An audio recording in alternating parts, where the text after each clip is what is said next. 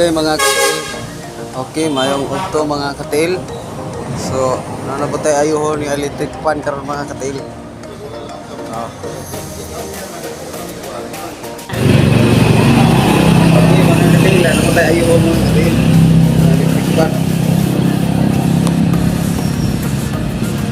Hindi na siya maandar mga katil kaya ano ba?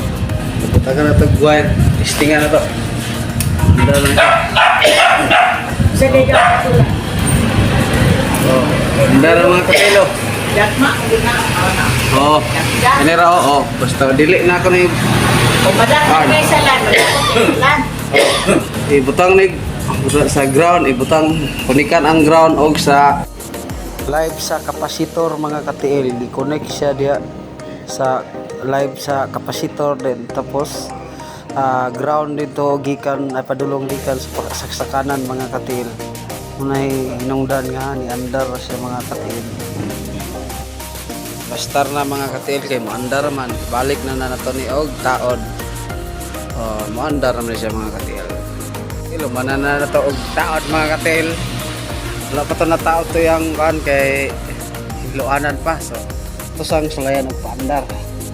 Sa makita gini yo ba og naayo ba ginato. Tingnan na to mga ka-TL ha. Okay. Efektibo kay mga ka-TL. Oh. So ana ra na siya mga ka-TL. Oh. Sigan pa. Oh. Da. Oh, balin. Oh, sa 1. 2. 3. Okay, kaya mga ka-TL. Ka-TL, mana na.